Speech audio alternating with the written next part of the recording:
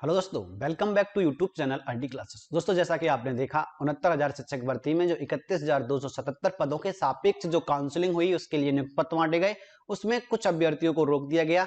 कितने अभ्यर्थियों को रोक दिया गया, उसके अलावा कई एक क्वेश्चन जो हमने कल वीडियो डाला था उस पर हमने देखा बहुत सारे लगभग 400-500 कमेंट आ गई प्रॉब्लम्स वालों की। तो सर इतनी ज्यादा कमेंट है, पढ़ पाना रिप्लाई करना ना बहुत ही मुश्किल काम होता है। इसीलिए हमने क्या किया है कि जो आपकी कॉमन बहुत ज्यादा बच्चों की समस्याएं थी जिस को लेकर के, जिस टॉपिक को लेकर, जिस पॉइंट को लेकर, जिस कमी को लेकर के वो हम लेकर आए तो सब सारे लोगों की क्लियर हो जाएंगी।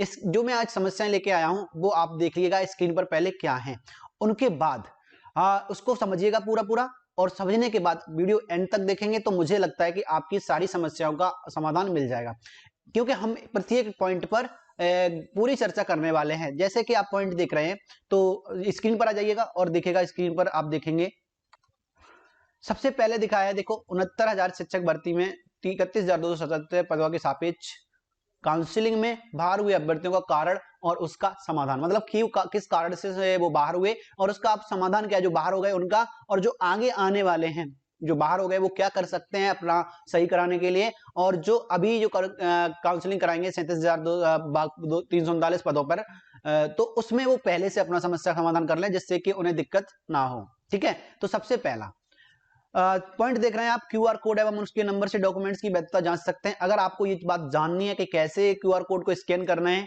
ठीक है, कैसे सीरियल नंबर से हम पता लगाएं कि हमारा डॉक्यूमेंट्स वैध है या अवैध है, अब सब कुछ ऑनलाइन है, ठीक है, डिजिटल फॉर्म में है, तो आप उसको चेक कर सकते हैं। तो वहां भी क्या करते हैं, वो क्यूआर कोड स्कैन करते हैं और फिर आपकी विसंगति देख लेते हैं या उसका सीरियल नंबर। तो आपको क्या करना है कि वो आप पहले ही चेक करके जाइएगा। तो अगर आपको नहीं पता है कि क्यूआर कोड कैसे स्कैन करते हैं, कौन से सॉफ्टवेयर से स्कैन करते हैं, कहां से कौन सी लिंक है, उसके अलावा आपको ये नहीं पता कि सीरियल नंबर से कैसे हम चेक करते हैं, तो वो अगर आप हमें बताएंगे, अगर ज्यादा बच्चों की समस्याएं हुई तो हम उसको वीडियो में बना के सॉल्व करके बता देंगे और आप भी चेक कर सकते हैं। ठीक है, तो पहली चीज आप समझ गए क्यूआर कोड से आप अपने डॉक्यूमेंट्स को कैसे जांच कर सकते हैं या फिर उसके नंबर से। दूसरा आपका पॉइंट है, देख रहे हैं आप, जिन अभ्यर्थियों के डॉक्यूमेंट्स में डिफरेंस है, डिफरेंस कैसे होगा, जैसे कि आपने आवेदन फॉर्म डाला और आवेदन फॉर्म में एंट्री कुछ और हो गई और आपके मूल अभिलेखों में एंट्री कुछ और है।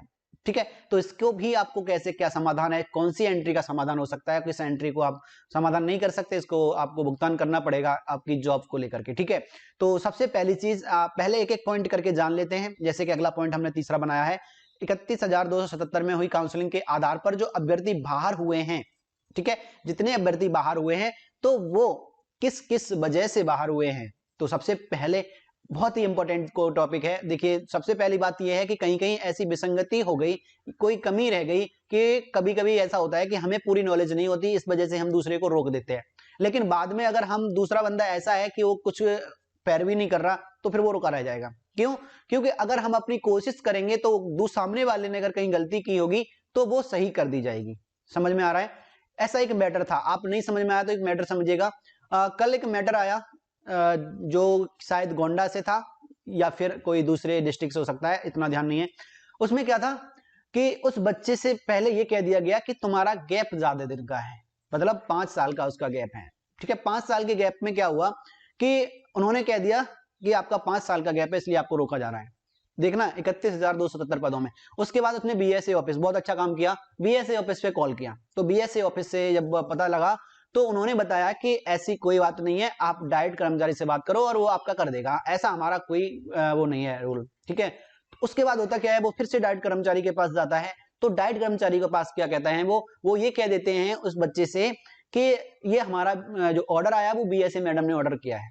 ठीक है, अब दोनों ही विसंगतियों में अब क्या हो सकता है आपको खुद पता होना चाहिए कि यहां पर डायरेक्ट वाले को एक बार कंफर्म करना चाहिए था, आपके सामने उन्होंने कंफर्म नहीं किया। ठीक है, उन्होंने अपना फुल कॉन्फिडेंस से कह दिया कि नहीं हो सकता। तो मैं आपको बता देता हूं, आपका जो प्रॉब्लम है वो सॉल्व हो जाएगा। देखिए कैसे, सबसे पहली चीज क्या है, जितने बच्चे, सबसे ज्यादा बच्चे ऐसे ही हैं जिनका गैप है।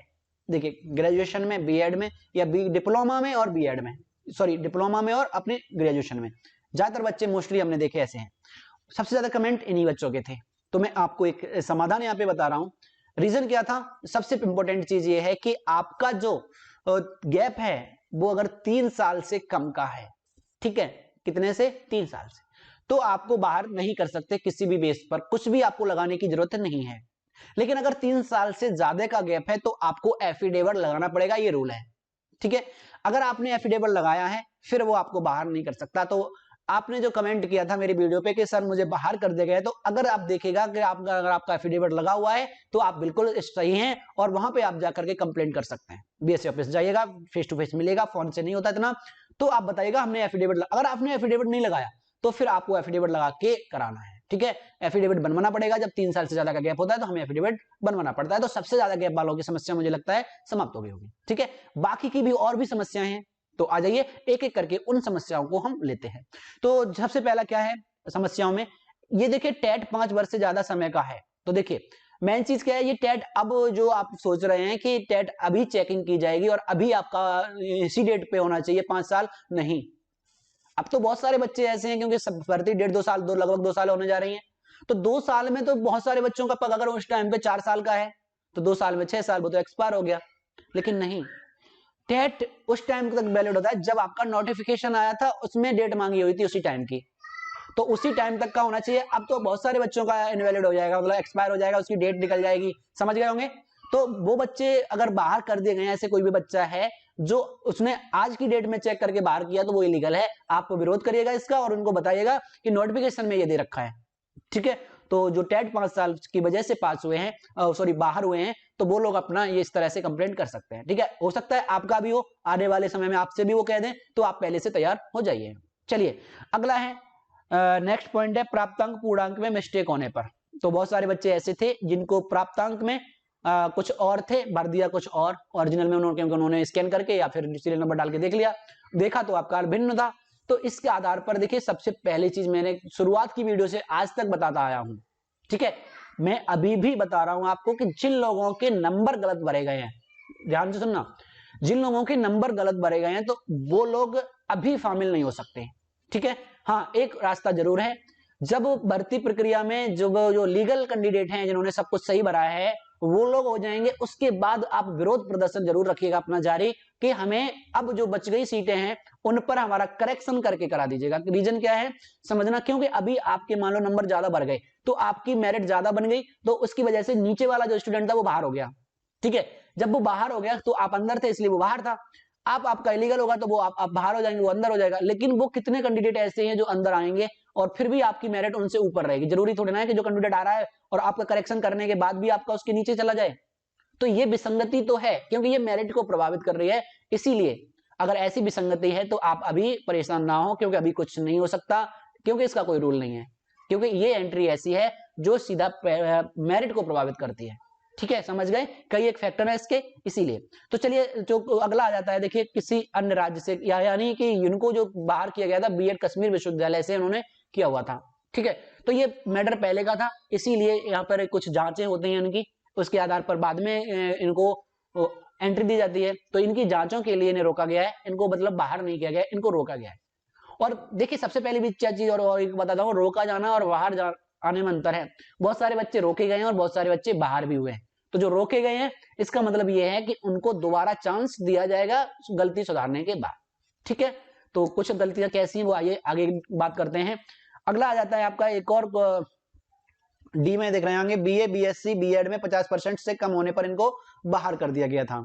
ठीक है, तो ये तो नियम व शर्तों में लागू होता है, जो कंडीशंस हैं लिखी हुई हैं पहले से वो तो फॉलो करनी पड़ेगी, और ये कंडीशन है तो फिर आपको बाहर जाना ही पड़ेगा, ये तो मजबूरी है, क्योंकि कुछ रूल्स होते हैं और रूल्स के अकॉर्डिंग ही भर्ती प्रक्रिया पूर्ण होती है। चलिए अगला आपका है आवेदन पत्र एवं मूल अभिलेख में अंतर।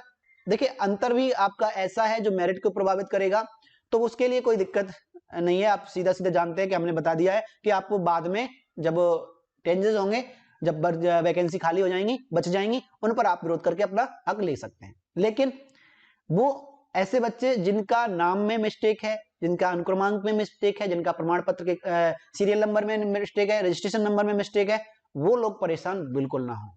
रीजन क्या है, दो तरीके हैं। अगर आप चाहते हैं कि आप बिल्कुल ना रुकें, सीधे भर्ती में अंदर चले जाएं, तो अगर आपके किसी अंक पत्र या प्रमाण पत्र में दिक्कत है तो आप अभी भी, आपके पास समय है, उसको आप सही करा सकते हैं। जो आपने भरा है उसको उसमें करा दीजिएगा, डोंट प्रॉब्लम, ये भी एक सॉल्यूशन है अगर आप करा सकते हैं तो।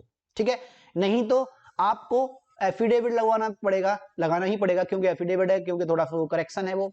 लेकिन अगर ये कहें कि आपके नाम में दिक्कत है, आपके सरनेम में दिक्कत है, आपकी स्पेलिंग में दिक्कत है, आपका रजिस्ट्रेशन नंबर में दिक्कत है, आपके पूर्णांक प्राप्त छोड़ दीजिएगा, आपके क्रमांक में दिक्कत है, प्रमाण पत्र क्रमांक में, अंक पत्र क्रमांक में दिक्कत है, तो ये दिक्कतें आपकी सॉर्ट आउट कर दी जाएंगी। इनसे भर्ती प्रक्रिया के मेरिट पर कोई प्रभाव नहीं पड़ता, ना ही ये नियम शर्तों के अकॉर्ड अंदर आता है।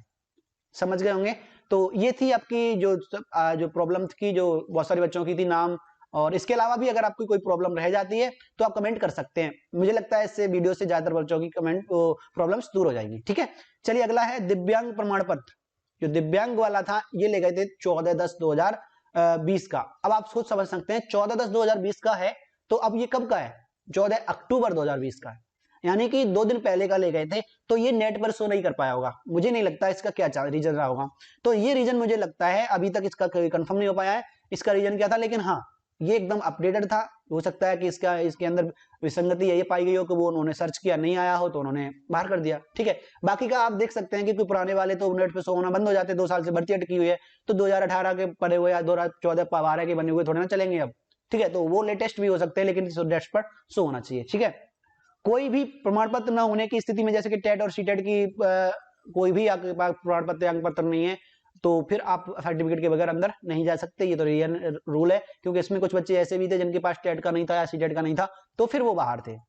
अगला है स्नातक व डिप्लोमा के मध्य 5 वर्ष का अंतर। तो हमने अंतर पे अभी बात ये डिस्कस कर ली थी कि 3 वर्ष से अधिक पे होने पर आपको देना पड़ेगा एफिडेविट, अगर एफिडेविट नहीं दिया तो वो आपको बाहर कर देगा। ठीक है, तो सबसे पहली चीज क्या है, आप समझ गए होंगे। अगर वीडियो पसंद आया करे तो लाइक शेयर जरूर कर दीजिए करिएगा, क्योंकि आपके लिए अगर अब लगता है आपको आपकी हेल्प हुई है, आपका थोड़ा रिलीफ मिला है, आपको अपनी परेशानी का सोल्यूशन मिला है, तो आप कर सकते हैं। ठीक है, बाकी का अगर आपकी और इसके अलावा भी कोई प्रॉब्लम है तो आप जरूर हमें बताइएगा और उसको हम सॉर्ट आउट करने की पूरी कोशिश करेंगे। ठीक है, कमेंट ज्यादा हो जाते हैं तो सबके रिप्लाई नहीं दे पाता हूं, तो सॉरी, माफ करिएगा इसके लिए, लेकिन हाँ कोशिश ये करता हूं ज्यादा से ज्यादा रिप्लाई कर सकूं। ठीक है दोस्तों, तो चलिए अब मिलते हैं आपके साथ नेक्स्ट वीडियो में।